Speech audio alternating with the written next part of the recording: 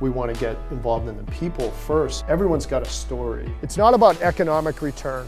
It's about helping people. Be safe, be inspired, be you. All right, so Mark, pretty awesome to be here in Dayton together. Thanks for having me, by the way. Yeah, absolutely. Remember when we used to do these management walks together? We did. Just kind of observe what was going on. What I wanted to talk to you about is kind of the experiences we had when we first started working together. Sure. You know, what I saw in you was another chemical engineer from a great school, but with that, just a kind of a view on how to advance the portfolio of the company, because without new things, we weren't going to be successful. So I wanted to spend some time together today, just having a kind of a unfiltered conversation about what our experiences were from your standpoint, right, and then kind of build on it so we can maybe help other people see the power of relationships, but also putting those relationships to work so you can actually get something done and build a company together. So what's your view on how we kind of interacted and how we got to know one another? So I came into the company, and I remember it was one of those events where I had to interview with you to get my job, and I thought, wow, I'm interviewing all the way with the CEO. Why am I doing this, right? And I was coming in as a product manager, but I realized during that interview why you were trying to really kind of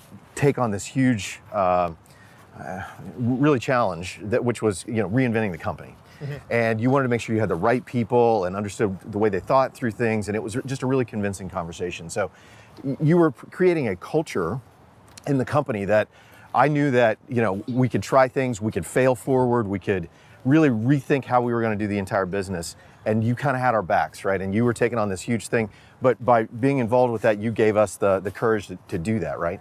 And I recall a conversation where we were talking through something, you were sharing some thoughts, I was agreeing with you, and you got kind of frustrated with me, and you said, Mark, don't just say yes because I'm saying it. I really want to hear what you have to say. And that kind of interaction really led to great things when we worked together. How did you get the organization to activate behind what you were trying to do? Obviously I was saying, go break glass and I'll support you, but you were doing new things. How did you get others to kind of surround it? So, first of all, we all knew that we were, you kind of had our back, right? And it was more than just you. You had developed a culture in the company to where that, went across all management, right?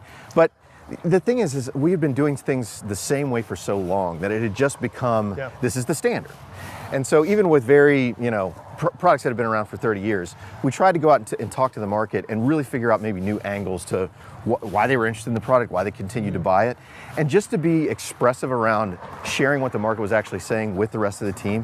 That is something that it seems like it's obvious, but you get in this rut, and we just weren't doing that. Even though it's old technology, people still need the products, people want to use it in different ways. There are ways that you can maybe combine a couple of different products into one that seems relatively simple, but like the market had never done. So all of those little things added up to excitement. And so when I was excited, I was able to translate that excitement because of customer feedback and things like that to the rest of the team, to sales. What did you learn from that experience that you're now applying? Because it's a smaller company, right? And you're responsible for, transformative change, right? Yeah, so the company I work for, it's a climate tech company. We've got technology that's actually really, really new. But the concept of what we're trying to solve for is relatively old. But the market is just really kind of stodgy, right? So people are like, I've been doing it this way forever. I don't want to change the way I'm thinking about it. There's risk if I even think about change. So my goal is to figure out, how do we get them to consider change, and what are the triggers that are actually going to get them to say yes? This is to get the customer to consider change. Customer to say yes. Okay. I'll be frank with you, if a customer is continually saying, no, I just don't want to try this new thing, you've got to admit that sometimes to people. And even though you want to try to motivate them and say, hey, just run through that brick wall no matter what, sometimes you just have to take a step back and say, I get it. They're going to be a real challenge. Let's rethink this and rethink the angle in which we're going. And that honesty and transparency instead of just pressure. A lot of times people just apply pressure and just say, I don't care what it takes to get it done. That's never really worked with my teams. And I've always found that just being honest and understanding what's going on with that person in that particular situation was more important.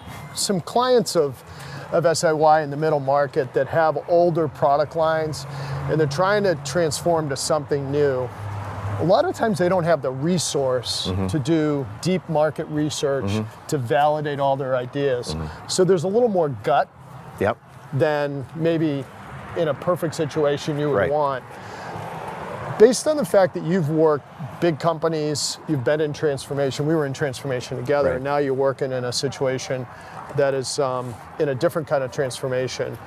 What have you kind of discovered in this new experience? Like, did you have a market validation and now you're executing, or is that part of what you're trying to accomplish? No, interestingly enough, it's a little bit of, we've got a great solution to a problem, but it's almost like we're trying to solve for a problem that doesn't exist sometimes, right? So I've got this weird do you have dynamic. to educate people that they actually have this problem? Yeah, Okay. and it's That's interesting. It's at the end of the day, I mean, I think what you have to do is like there's just no comfort zone, right? So there's nobody to protect us in the small environment that we're in now.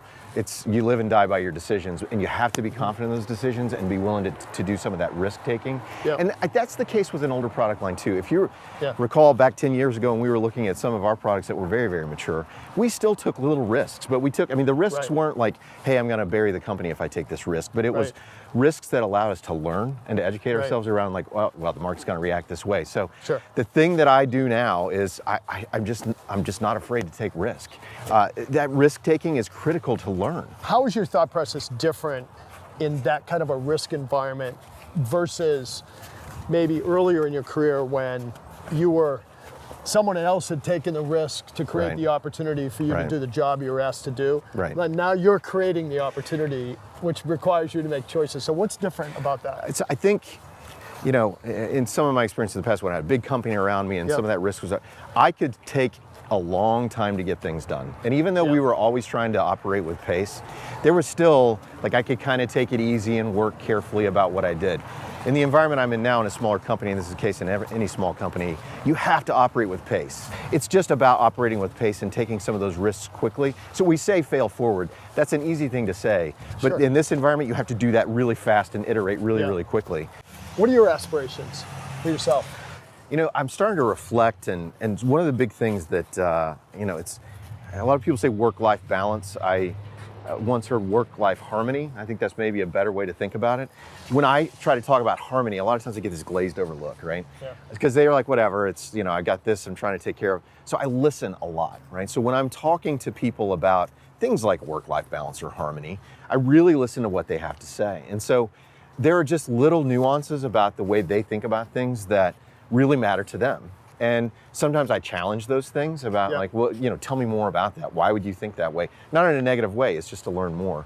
I've also really understood that people need a little bit of time to get on the same page with you with business. And so that listening skill has really allowed me to understand that, hey, it may be apparent to us as a small group, but the entire organization or a broader group, they aren't necessarily on the same page. And so Yep. patience and listening and asking questions to make sure that everybody is aligned, that's unbelievably critical. We all know that and we say that, but we just make assumptions that everyone is aligned. I've observed that too. Is I talked about the slide. You have a great portfolio, or the potential of a great portfolio. You have really good people, but everybody's got a different opinion. And if you have that, it just dilutes everything. And Right. it's like scattered, and nothing positive happens. So you and I've had this relationship now for a decade, and it seems that you and I engage at junctures, which is interesting. And I think that gives evidence of trust. Like I reach out to you and ask you questions Right. about things when I'm facing something that I know you can help me with. Why do you call me? When I have, really deep questions and I know I can trust you with no matter what direction I'm thinking, you've been there before in many cases and have maybe a different perspective, but it's just that transparency that we've always shared is why I feel that comfort level. I think the one thing that I have discovered through those conversations is that you always know the answer. Yeah. It's just you want to clarify it more. And it needs to be presented in a way to someone that's in it for you, Right. right? So one of the things that's really important to me is, as I've gone forward, I want to stay current on really interesting things, and I want to work with people that I love working with. And so you're one of those people. Yeah. So what I would suggest that we consider is to instead of finding a new juncture that's independent of each other, let's find a juncture where we come together and think about something that would impact our lives. Like you said, bring harmony. Right. A little bit of personal and maybe a little bit of business. That's, Right. I think, where we both will get joy because we're engineers, we have families, and we love golf and Turns out we do love bourbon. That's good. So I think we should commit to that. I think that would be a great commitment to Absolutely, I'm to in. take. You in? All right. Okay, Yeah. cool. So let's Thanks, do Joe. that. Yeah, no problem. Take care.